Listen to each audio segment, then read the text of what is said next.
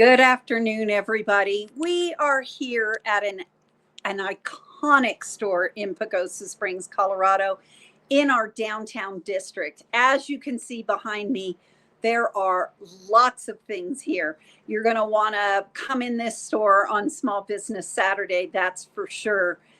For those of you who have been here for years, everybody knows this place, but I'm not sure that we come in here often enough because we just take it for granted. But it is just a magical place when you walk in to Rainbow Gifts, located on 6th Street and Highway 160.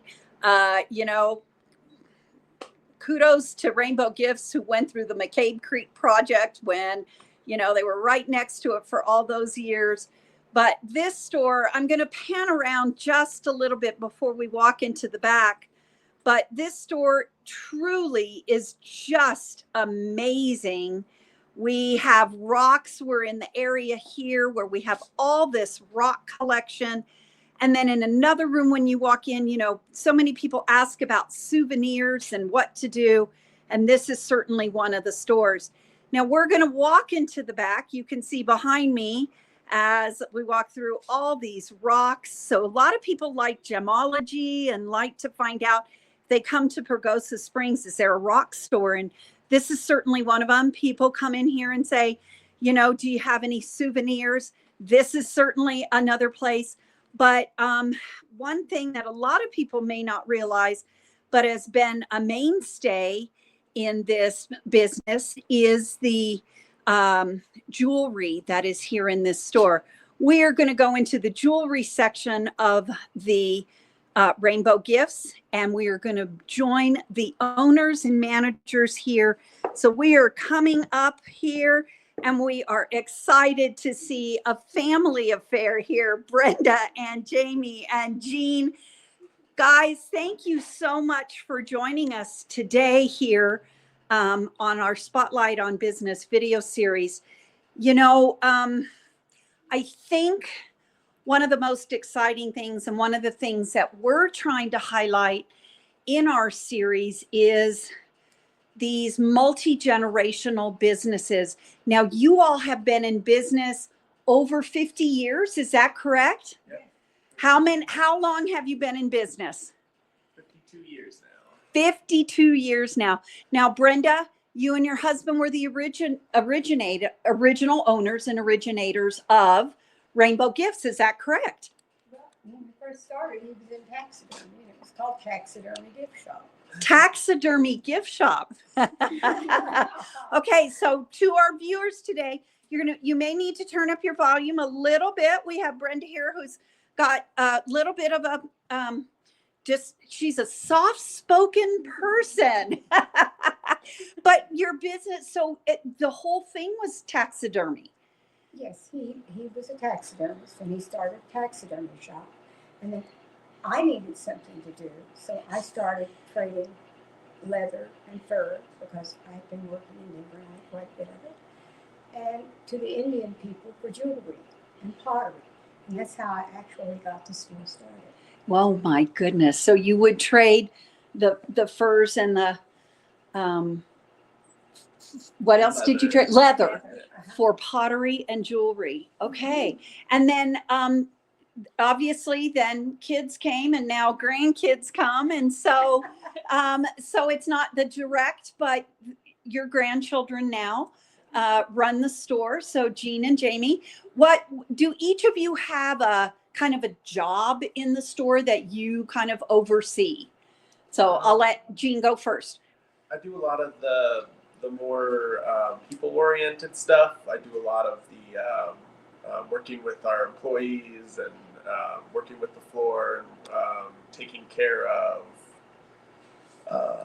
a lot lot of the maintenance stuff for this building. Okay. So old buildings. Okay, sure. Stuff like that to do. Well, as I said in the introduction, you know, kudos to you guys for making it through the McCabe Creek project, which was a huge impact to your business, I'm sure, you know, for years, longer than I think you anticipated it was ever going to happen. So, you know, kudos to you. Jamie, what's kind of your specialty in the store? I've taken over a lot of the paperwork and kind of administrative, and I do a lot of the buying for the front gift store part of the Okay. store. And Brenda, are you still involved primarily in the jewelry area? I work throughout the store wherever I'm needed, but yes, I do. I work with a lot of the native people. They're used to working with me, so it makes it a little simpler for them to come in and say, "Is Grandma here?" And then we also do the rock shows. Me and her, we go Yeah, to we the do big the rock buying. shows. So tell us a little bit about that, because I don't think we just see you here in Pagosa. And so tell us that aspect of your business. What does that mean when you go to do you go to sell? Do you go to buy? Both. Mostly to buy. Okay. It's they have the big rock shows where they bring in rock from all over the world, and we go and just try to get the best prices and the best deals we can to bring in beautiful stuff for people. We buy a lot locally too from rock hounders in this Really? area. We have a lot of cool stuff that way, but we do get stuff from just all over the world. So do you also find, because I know at the chamber, we certainly get questions from people that ask for a rock shop, and we really think you're the only one in the area. And so, but do you get a lot of people just coming and looking for rocks and minerals and gemstones from Southwest Colorado? Yeah, we get a lot of the people that are, just tourists, and they come in and they're like, well, what are local rocks? And we get a lot of the rock hounds, and we send them places that we know that have cool rocks and things Really? like that. It's kind of hard to point out specific places to go, but just general areas. We have a lot of beautiful stuff out here. Sure. And besides obviously you have a great selection of t-shirts and other things, Jamie, what do you find that people are kind of looking for when they come souvenir shopping? We know t-shirts and hats. Yes, t-shirts and hats are probably our biggest, and then also we do shot glasses, mugs, all the little collectibles, Sure. keychains, magnets, postcards. And then The stuffed animals do really well. Yes. Oh, goodness. A really Stuffed good amount of animals. stuffed Yes. animals. Well, I just think Rainbow Gifts has, as I mentioned at the beginning, I think you've been here, you've been a mainstay. We just, we drive by it, most of us almost every day, but I'm not sure how many have come in and really look at the store is just, it's so diversified. It has stuff, I think, for almost everybody. But Brenda, tell us a little bit about, and I'm going to pan away from you for a moment and just go over here to this collection of kachinas over here, which is just stunning. I think if people are looking for gift ideas from Southwest Colorado, this is certainly just, it's just a gold mine of, items. Tell us a little bit about maybe how you developed. I know you started trading, but how did you learn about all the different jewelry and the gemstones and the minerals and build the collection of jewelry that you have? Before we came here, I grew up in Oklahoma, and I'm Park Creek, and I ran with an all-Indian group, and that kind of got me interested in all the native things, particularly since we were native. So when we came here, I immediately started looking for people that I felt at home with, and I found quite a few of them, and we started just doing some trading because we worked in Denver for leather, and the native people are always needing leather for their ceremonials and all. We had beautiful white buckskin, and I started trading that for jewelry, pottery, anything I could get, paintings, and that's how we got started. So. And continue to expand and even getting the newer artists in your store. I mean, certainly you have Tommy Singer, and you have, Calvin Begay, and you have so many of these well-known Southwest artists here in your collection. We're very well known across the reservation. And it's just a love for it in general. A lot of like the learning about it comes from just how much we all enjoy that. So it was a much smaller business when it started, just in a little building. Sure. And they bought out the little motel that was over here, room by room, and then gutted it and turned it into a store. And then they built this as a separate building, and eventually they closed in the space between the two for the rocks. So they had some rock before, but it's one of the more recent. I say recent; it's been 30, 40 years. But it's just like the love of it, and that's one of the reasons. Like with a lot of our jewelry, we know so much about the stones because we go to the shows and we pick up the stones for the artists we work with all the time and send them out with stones. So there's some stuff we have that's not the traditional stuff they work with because we bring in interesting, fun things. Yeah. So let's digress a little bit. We talked about that this is multi-generational. How did both of you, both Jamie and Jean, how did you get into the business? Obviously, you grew up around it, but made the decision to come in and to continue that legacy and manage the store. Well, so our parents actually moved away when we were real young. I think I was 7 and she was less than 5.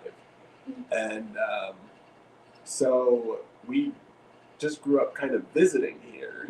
And then more recently, that's been 7 years for me, I think 9 years for you. Time flies. She came before I did. Okay, She all came right. back. Have been working summers in the shop since I was in college, and then I as soon remember. as I graduated, I knew I wanted to come back to the mountains and join Grandma and help her out at the shop and be a part of this because I always had really fond memories of it and just really loved the area and the shop has always felt like a second home. So Sure. I definitely wanted to be part of it and Well, and what a transition from, just a summer job to actually managing. So with that in mind, I'm going to hit you up with this question first, Jamie, is with that in mind, just a summer job to managing, obviously you've had to grow into it. What do you think? Let's start on the negative side, not necessarily negative, but the learning side first. What did you feel was your greatest growing pain that you had to learn?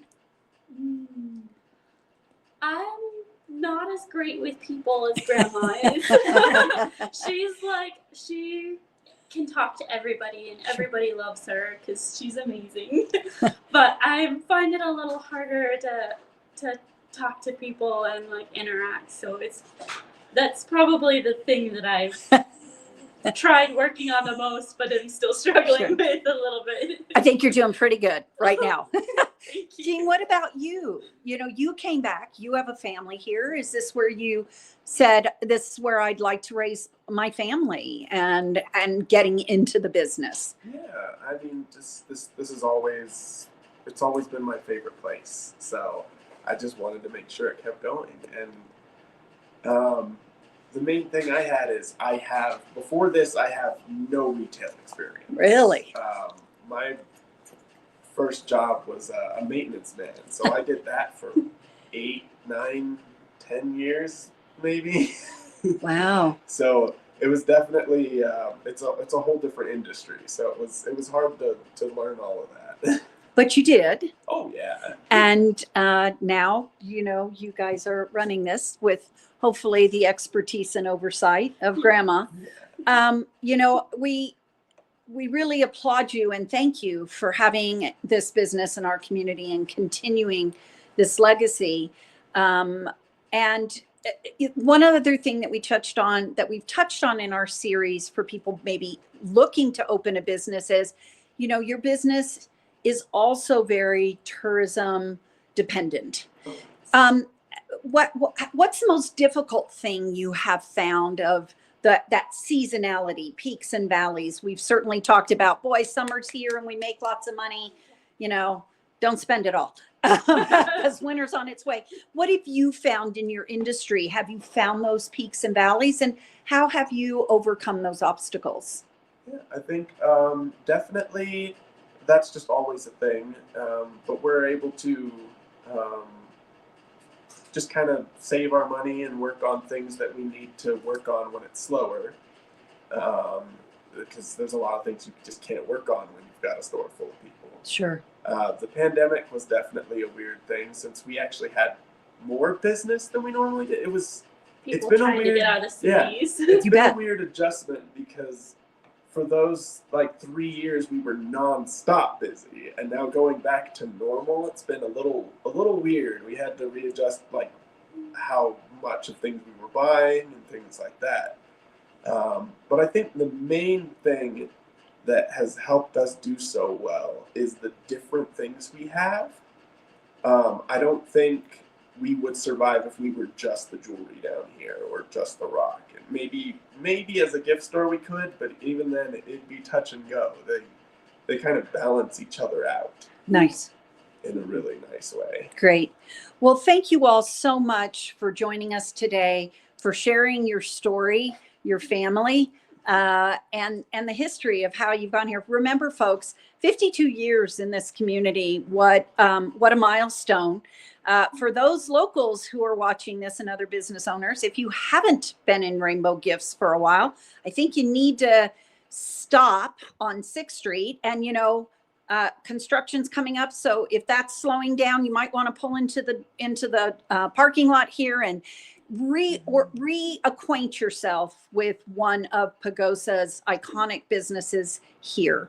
Thank you all so much for joining us. Thank you all for joining us today, Jamie, Jean, and Brenda. Thank you all so much. Please join us every Monday for a new business as we focus on our businesses here in Pagosa Springs, seasoned and new. Thank you all. We'll see you next Monday.